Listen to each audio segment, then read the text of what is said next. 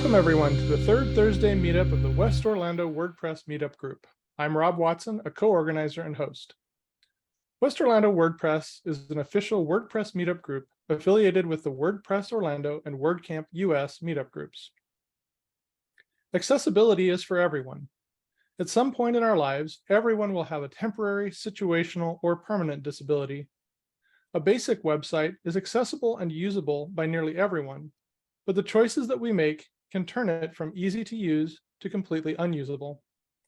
Website accessibility is about making intelligent choices so that people can use websites in ways that are easy for them.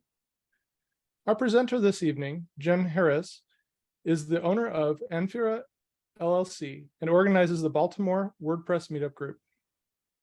Prior to getting into WordPress development more than a decade ago, Jen was a developer for Boeing on the B-1 bomber and was a lecturer at Ohio State University in the computer science department. Jen has been featured in podcasts and won the 2022 Member of the Year award in the #1 WordPress community. She's very active in WordPress groups, encouraging other developers and designers. She has been incorporating accessibility into websites for a couple of years now, and is a strong advocate of processes that move accessibility to earlier points in the project and make accessibility easier to understand for novices. At this point, I'd like to invite everyone to mute their microphones for the presentation. And Jen, thank you so much for being our presenter this evening. The time is now yours.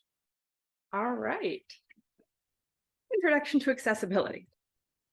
I'm Jen. I am the owner of Anphira. I also have started the website Easy Accessibility Guide, or easyalleyguide.com, and I run the Baltimore WordPress Meetup. I started my career as a software developer at Boeing, and I worked in the test, design, development, prototyping, requirements, writings, and specifications.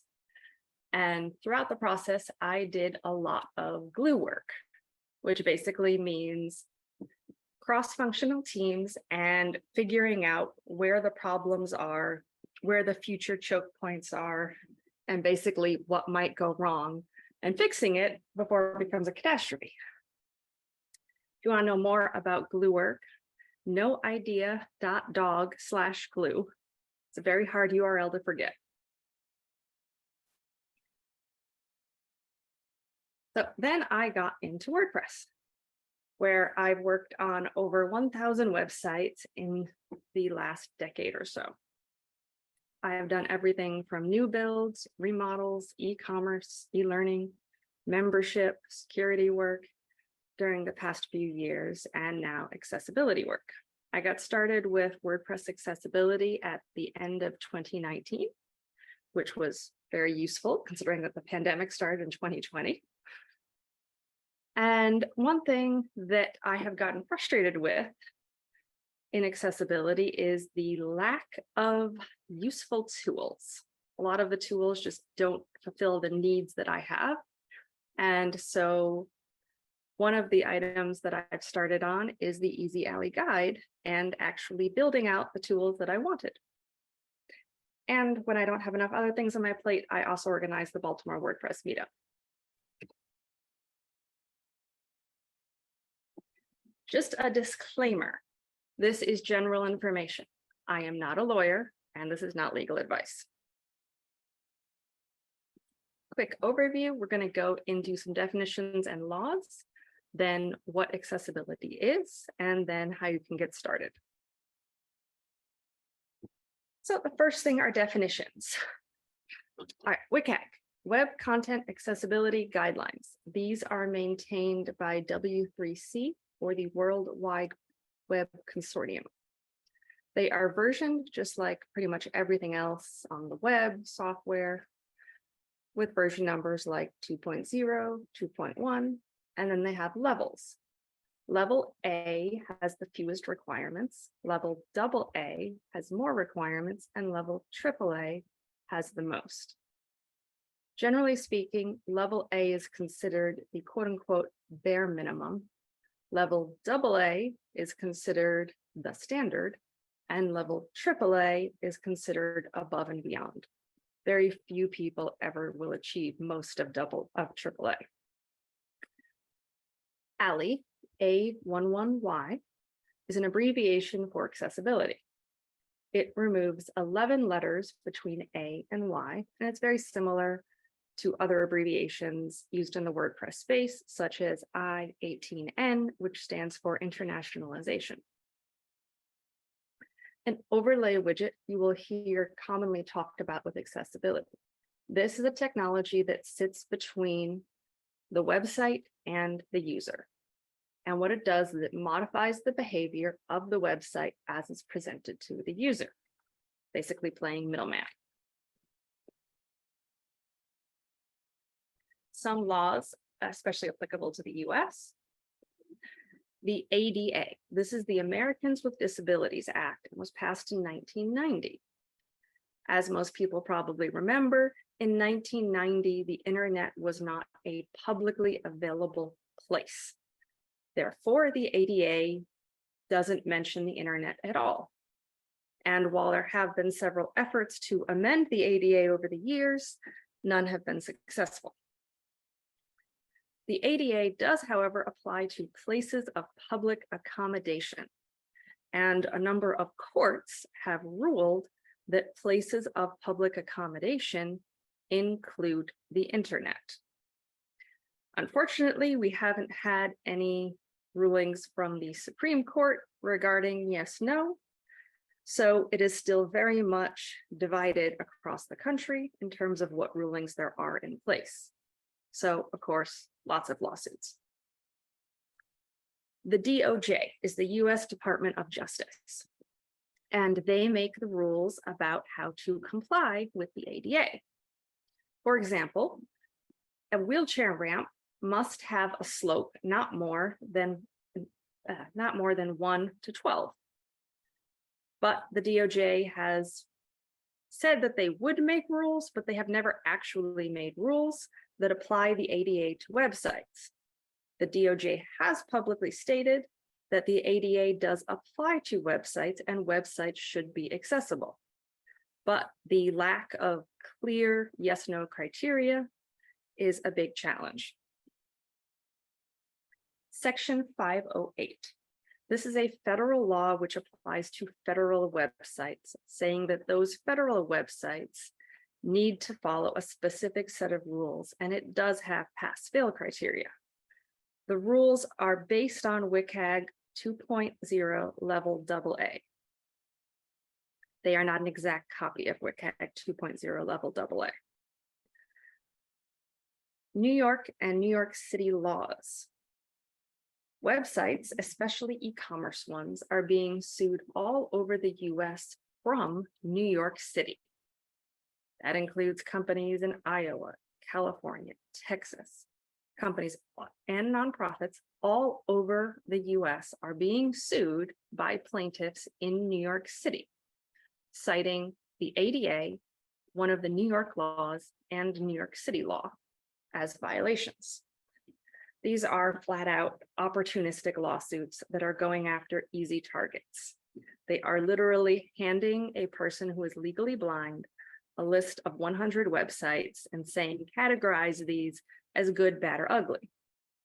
Everything in the ugly pile, well, we're going to throw a lawsuit at them. So, what is website accessibility? Website accessibility is about allowing all people to use the internet and conduct their business regardless of their abilities.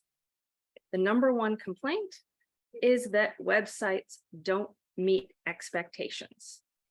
And in general, that's the number one complaint about just about every product and service out there. It doesn't meet expectations. You very rarely ever hear someone complaining that it met their expectations. So, what are users' expectations when it comes to the internet? Well, first of all, they expect text to be legible. It's a pretty simple one, but there's a lot of websites that get into crazy color combos, super fancy fonts, super tiny fonts, and the text just isn't legible. They expect links to be easily found. If you go out and ask a random group of people what color a link is, they will tell you that it's blue. They will also tell you that if they pick up their smartphone and they see blue text on the website, they're going to click on it. If that doesn't function as a link, you will have not met their expectations. You will have confused them. There's a good chance they're leaving your website. People expect videos to have captions. The majority of millennials, like the extreme majority, north of 90%, want captions on their videos. Netflix actually tracks whether or not people are using captions on their videos. And Netflix published some information showing that millennials have captions on nearly 100% of the time. People, regardless of their abilities, are wanting captions. We want to be able to stop unwanted moving content. That seems reasonable. I don't want things jumping or flashing at me. I want to be able to stop them. I want my website to work on my phone. I open lots of websites on phones. People use social media on phones and just click on websites. The order of elements on your website makes sense. This is actually a big one for SEO. Having clear and useful markup for your order of elements is extremely important in search engines being able to understand your websites. Also, people. Contact information is findable. You want to go to a business. Well, you need to know its address. Don't hide your contact information. Buttons are consistent. I have been to countless websites and one button is one color, another button is another color. This thing looks like an icon, but it's actually a button. All sorts of different things mean different other things. And I just don't know what to click and what clicking is going to mean. Menus can be easily navigated. That's a simple request. Form fields have labels.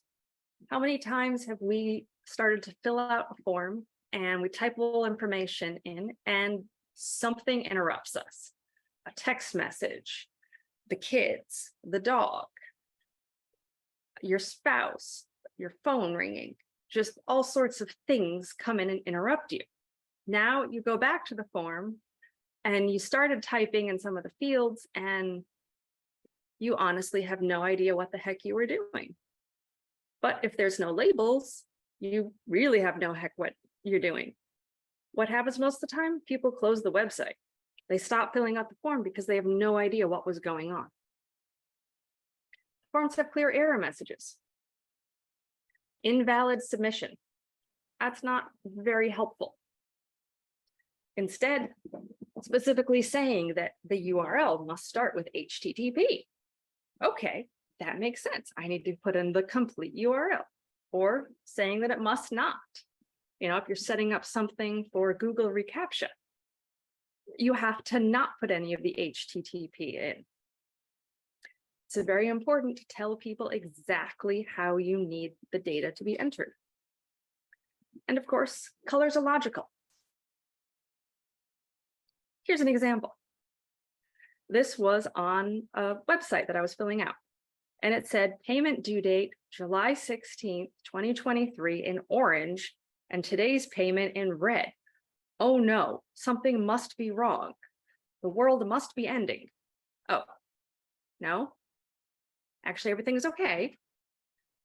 The date of payment was in June and it was due in July. Everything was fine, but the choice of colors, red and orange, error and caution colors, made me panic for a minute.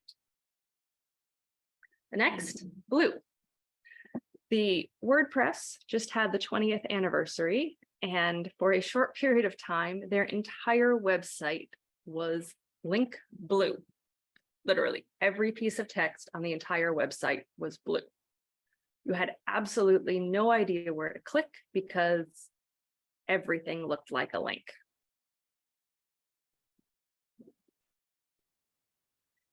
Types of disabilities. The first one I like to get into is temporary. This is what happens when someone has one of their abilities impaired, but only temporarily. So common examples are a headache. You know, when your head's pounding, you can't concentrate, you're short-tempered, you even have difficulty following simple instructions. Well, you are cognitively impaired because you have a headache. Medications and their side effects.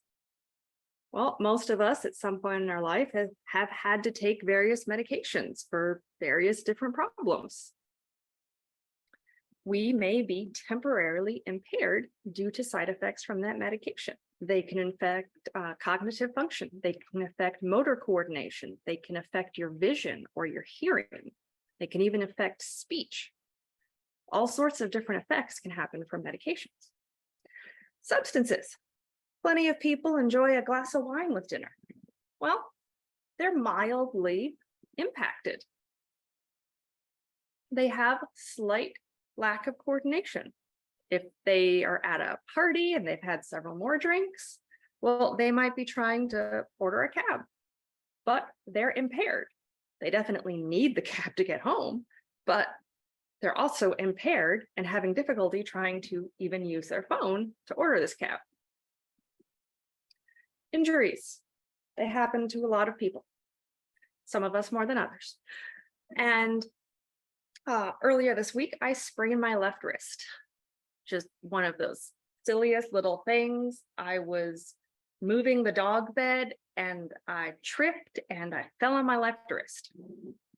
Well, that makes a whole lot of fun because I frequently use the trackpad with my left hand. So that has definitely impaired some of my website building. Medical procedures. I mean, most people have been to the dentist, you get some Novocaine and you can barely talk afterwards. It's an issue. Well, lots of other medical procedures can leave people with all sorts of other temporary impairments. So nearly everyone will have a temporary disability, and most people will be experiencing temporary disabilities at least monthly. Some people will experience them daily. Situational. This is when a person is in a situation that causes impairment. They themselves are okay, but their situation doesn't allow them to have normal abilities. So if you're pushing a stroller or a shopping cart, you can't just hop off a curb. You have to go around to the curb cuts. You have to find ramps. If you're sitting in a loud cafe, well, you can't hear audio coming out of your phone or your laptop or anything. You need to have it muted. If you're trying to read a screen in bright sunlight, this can actually be just as bad as if you have glaucoma. Colors, everything, it's just much harder to read. And if you wear polarized glasses, you can end up with kind of fun little rainbows going across your smartphone screen. If you're in a moving vehicle, well, I don't know about you, but I've tried to use my phone a few times in a moving vehicle and ended up with nausea because, well, reading in a moving vehicle is just hard. So I have to accomplish whatever I'm doing on my phone very quickly and then put my phone down so I don't, get car sick. Most people will encounter situational disabilities at least monthly, and many people will encounter them on a daily basis. Commuters, for example, will end up encountering a situational disability every day that they commute. And of course, permanent disabilities. And we have two types here: permanent not counted and permanent counted. Permanent not counted are people who have challenges that don't actually affect their ability to do work with reasonable accommodations. So, for example, someone may have mild carpal tunnel syndrome. Well, if they use the right kind of pointing device, their carpal tunnel may be controlled. If they use a certain type of wrap, that may be controlled. So therefore, they aren't counted as having a disability that prevents them from working. About 70% of US adults need some sort of corrected vision. That's a lot of people who, when they take off their glasses or take out their contacts, may have difficulty reading a screen. And of course, people with cognitive issues like mild ADHD. It's controlled, it's manageable, but it's a real thing. And then we have the final group, which are counted. These are people who are officially counted as being disabled. This means that they have some sort of disability that really prevents them from being able to do normal work. These could be legally blind, someone who's deaf, permanent limb issues, cognitive impairments, etc. In the US, about 27% of the adult population has a counted disability, and it's about 40% for those over the age of 65. So, from what we've learned so far, who needs accessibility? Well, Joe is with his friends, and they're all shouting at a football game that's blaring on the TV. He's also had 3 beers, and he needs to order pizza for the whole group. Well, he has both situational and temporary disabilities. He himself is impaired, and he's also in a situation where he's highly distracted and he can't hear a darn thing. And he also can't really say anything because of all the shouting. Susan, who's got a headache and a screaming toddler. Again, both temporary and situational. And her toddler's screaming because they have an ear infection, and she needs to know exactly when the pharmacy is going to be open. Pat, who commutes 45 minutes on the metro every day, and he's trying to get product information. You know, he's on a bouncing, moving vehicle, lights constantly changing. His phone is moving around, and he needs to figure things out while also listening to various metro announcements and other people who are talking on the train. Alex, who's at a bright, sunny dog park and needs to contact customer service because he hasn't gotten a package. Again, quite a few situational disabilities. And Leslie, who's legally blind using a screen reader and shopping for a wedding venue. Just because you're legally blind doesn't mean you can't get married. So they want to shop around for a wedding venue. Just because they're legally blind doesn't mean they can't see at all. It just means that they need help. So, who benefits from accessible websites? Pretty much everyone. If you've ever been to a website, which I'm sure you have, when you have clear, easy to read fonts and colors, it's nice. You don't always specifically notice them because it's easy. When something is easy for you, you don't really observe it. But when it's hard, you definitely observe it. Well-labeled forms with clear error messages help absolutely everyone, especially the person who just got interrupted while filling out the form. Consistent labels, buttons, links. The more consistency your website has, the more people know what to expect. And the more consistency you have with established norms, such as blue text is a link, the easier it is for people to interact with your site. And of course, you get quite a few SEO improvements by having all of this code properly aligned. So about implementing accessibility. What it is it's removing barriers that prevent people from using your website. A plain HTML website is accessible. There are plenty of tools that already exist out there. People already have them installed. Some are software, some are browser extensions, some are physical devices that people might have. They're already set up. People already have everything to understand basic websites. What we need to do is we need to make sure that our choices don't create barriers for these people. So how do those barriers get created? How does it become inaccessible? And basically, it comes from lack of knowledge. People just don't realize that they're making a choice that is going to harm people. someone just loves the color blue. So they're like, oh, I'll make all my headings blue. But none of your headings are links. And you've now confused a lot of people because you just didn't step back and consider the perspective of someone who is new to your site. Adding of CSS and JavaScript to add or modify content. There are tons and tons of plugin authors out there who know absolutely nothing about accessibility. And they are building all these plugins to do all these shiny things with absolutely no accessibility. And many of them become completely useless to a lot of people. And just making design and content decisions based on people's personal preferences rather than actually considering their audience.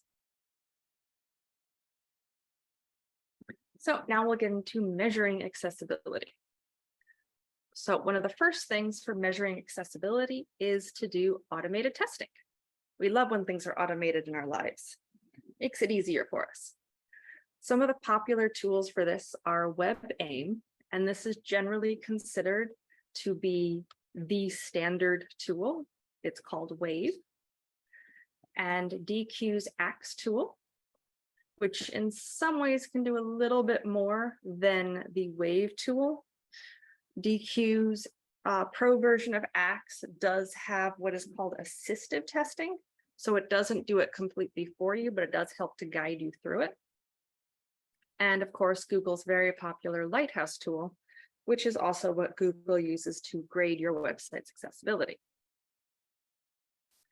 So how much can these automated tools do? Generally speaking, the automated tools can test pretty well for about 30% of the criteria in WCAG 2.1 level AA, which is considered the current standard. That leaves 70% of the testing for manual testing by humans. And I've got a link to testing your website for accessibility problems. So how accessible is the internet currently? Well, WebAIM, which we mentioned in the previous slide, tracks the top 1 million homepages. And 96.3% of them had failures that were easily detected by their automated scans. Again, that only even tested for 30% of the criteria. There was an average of 50 errors per scanned page.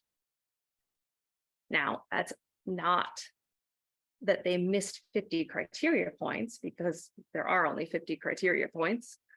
They had 50 individual errors. So if a paragraph element had light gray text on a white background, that would be a contrast error.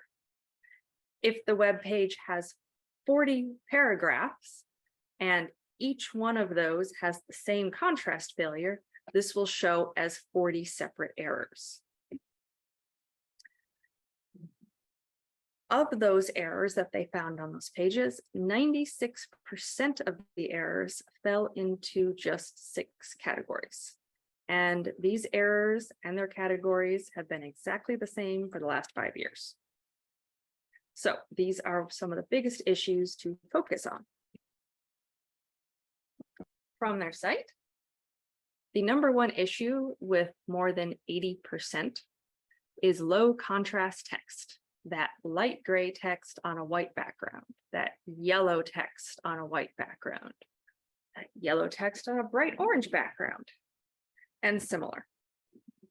Missing alternative text on images. So alt text or alternative text is text that is written to describe an image. And it can be blank, which would be ALT equals quote, quote. And that would just mean that the image was purely decorative and doesn't have any meaning to people who would be using a screen reader. Or it could be written out.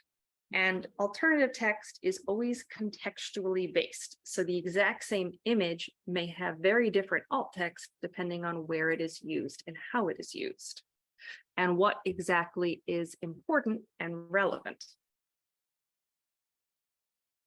Next is empty links.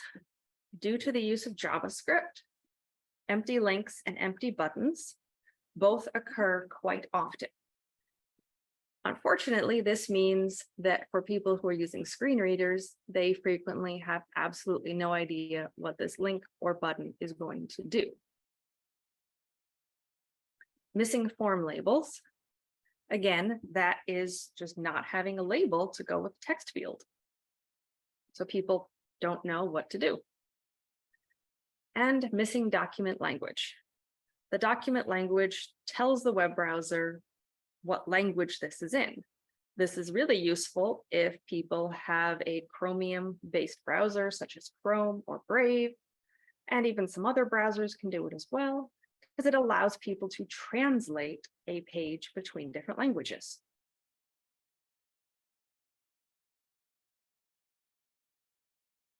So more on the state of accessibility. This is, I just wrote out some of the information from the photo in the previous slide. So now we get back to the topic of those accessibility overlays. Again, those are things that sit between the website and the user. And there's 4 key problems with these overlays. First one is we talked about automated tools can find 30% of issues. So even if the overlays worked perfectly, they can only fix what they can find. Number 2, they require user configuration. The user has to find it, open it, and configure it in order to use a website. And that is considered discrimination.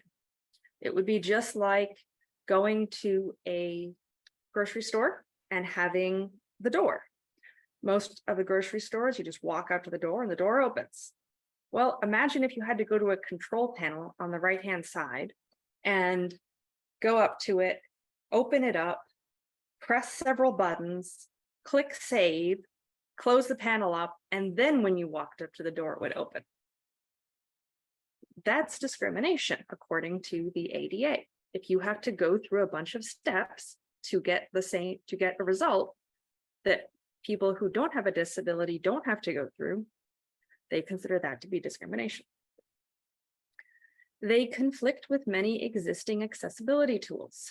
Because they are going between your website and the user, they are playing monkey in the middle. And like most games of monkey in the middle, the monkey sometimes steals stuff. So this can hurt people who are using accessibility tools, as some of their commands can get intercepted and modified by the overlays.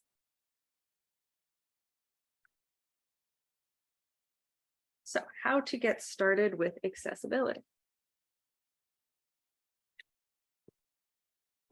So first thing you can do is start entering your content correctly.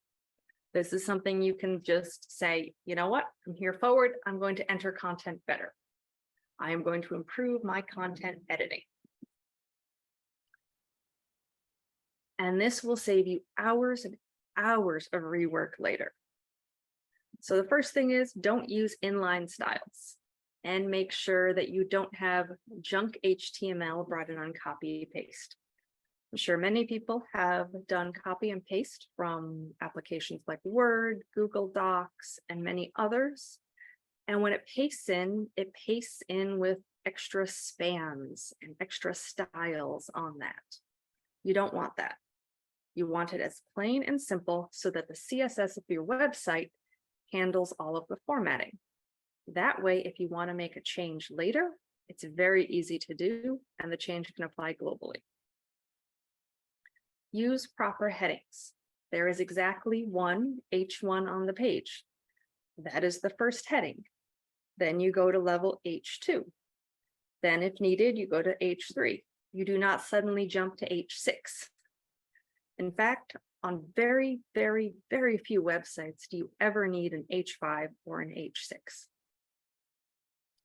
Clear links. Too many people use click here and read more for their link text. But that doesn't help people using screen readers, and that doesn't help search engines, and that just doesn't help a lot of other people either. It's important to make sure that your link is clear on where it goes. So for example, if I was going to send someone to an about page, I would frequently write about company name, and that would be the link text. Use appropriate alt text on images. Add labels to your forms. Make sure that you are using a form plugin that puts the labels on there by default, and don't mess with that. Also, don't put in placeholders.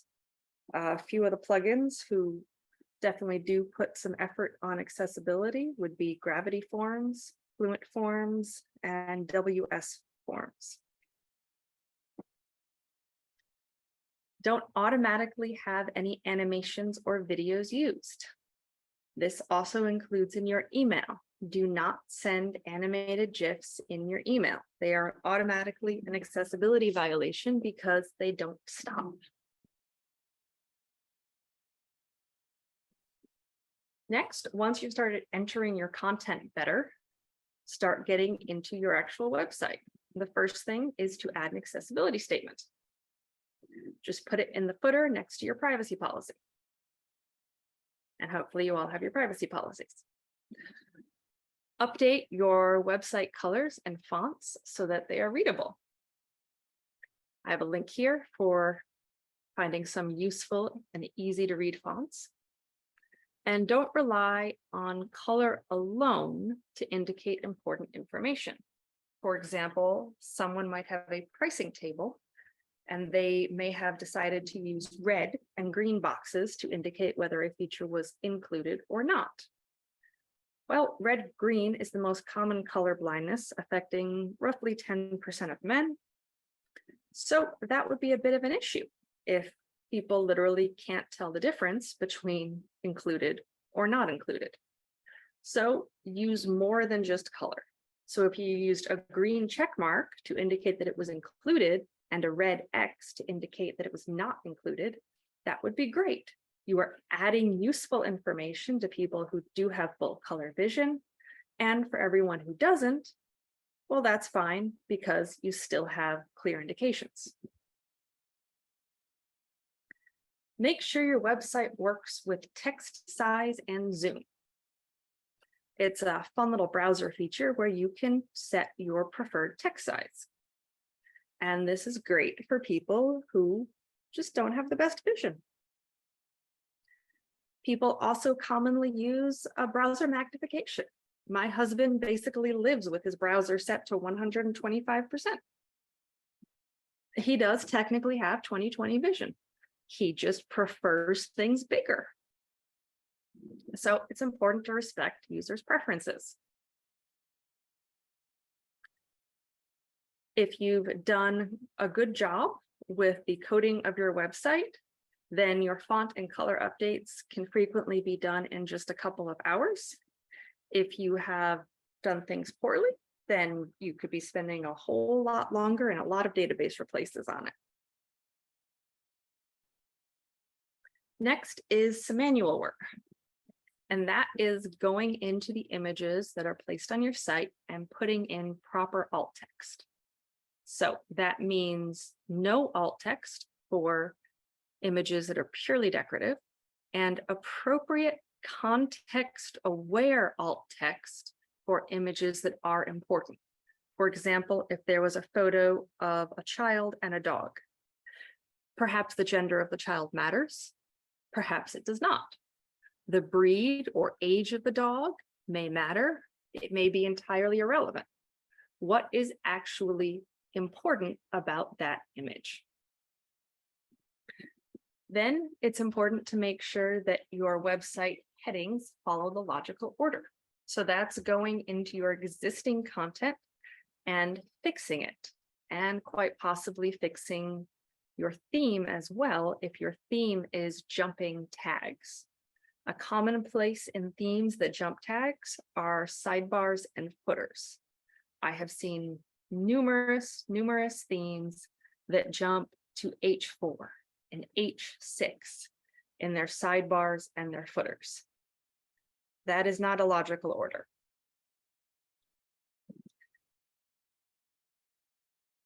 Next up on the manual work is making sure that if your website has videos, that those videos include captions and transcripts. The captions are normally handled within the video host, such as YouTube or Vimeo. Even if those automatically create captions, you need to make sure to go through those captions and make sure that they are correct. Many times captions will leave out all punctuation, which is a significant problem, all capitalization, also a problem, and they will mix up words pretty frequently, especially those auto captioners.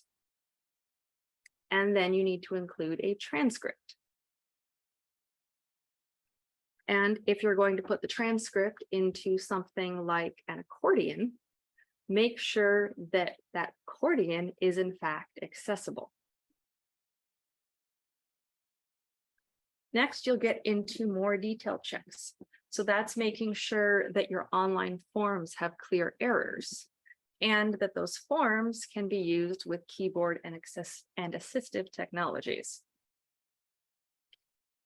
Next one, make sure your website can be used with just a keyboard. This is actually pretty easy to do. You just pop your cursor into the address bar of your site, and then you'll click on Tab. Tab should take you to a skip to content link. If it doesn't, well, you just found one issue on your site. Tab should then allow you to go through every single link and button on the site. Buttons should be able to be opened with a space bar or the return key. Links should be able to be activated with the return key. Tab should continue you forward, and Shift Tab should take you backwards. If your website, for example, lacks focus state, you would be going through and it wouldn't be highlighting anything. If your website has focus state, then you would see lots of things highlighted. Go in and test your website using the automated tools. Again, they can detect about 30% of issues, but those are important issues. So go through, test with those, take care of those issues. And then continue to work through the rest of the WCAG 2.1 Level AA guidelines.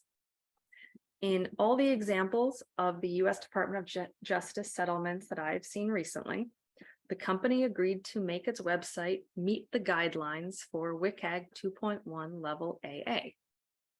This is a very clear indicator to me that the US Department of Justice views meeting WCAG 2.1 Level AA as necessary and sufficient for website accessibility.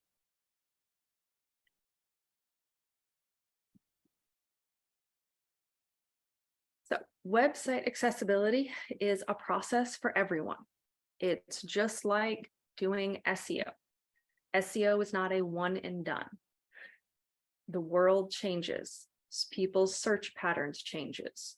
What your product has, what your service includes frequently change. So you need to do ongoing SEO efforts and ongoing accessibility. As you add new content, you need to make sure that it's accessible. If you decide to do a redesign of your site, which inevitably pretty much everyone does at some point, that's accessibility. And if you are regularly updating your plugins and your themes, you need to check to make sure that those updates are not breaking anything. As a sane and reasonable thing, most people consider checking on their themes and plugins about every 6 months or so. Typically, that's a reasonable time frame for most sites. And the better you understand people and how they use websites, the better your accessibility. So some things about people who are using assistive technology and how they can use your website. They have tools that will instantly pull all the headings from a page. So they can easily see a table of contents for your site, regardless of whether or not you provided one. There are tools that can instantly pull every link from a page and display them. So if you have 20 links that all say read more, this really is not helpful to the people. Using a device in bright sunlight is pretty much the same as having poor vision. Many sighted people who have cognitive or learning disabilities use screen readers and or selection readers. The difference between is a screen reader generally takes over the entire site, whereas a selection reader allows someone to select a block of text and then tell the computer to speak that block of text. So people with mild dyslexia will frequently use this to read out large paragraphs and, whole news articles. They'll have that read out to them, but the headings they'll be able to get through without having the computer read those. And also many people who are using assistive technology will use right-click to activate their assistive technology. So don't even think about disabling right-click on your sites. And many sighted people with dexterity issues will use keyboard navigation or voice-controlled computers. Even me, who most people consider rather decent dexterity, I have a wrist issue, so I don't use a mouse. No mouse. I have a trackpad and I have a giant Wacom tablet that I use with a physical pen. So now I will open it up to questions. Awesome. Thank you so much for this presentation. This is fantastic. I've learned a ton, and I've done accessibility for a while, so this is really good.